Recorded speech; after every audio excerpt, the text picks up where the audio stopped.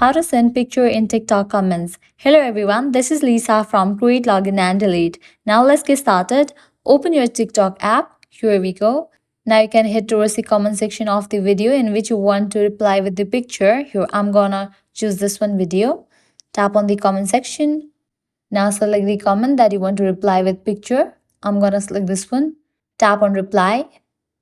With that you will get this video kind of icon at the left corner. You have to tap on this red icon.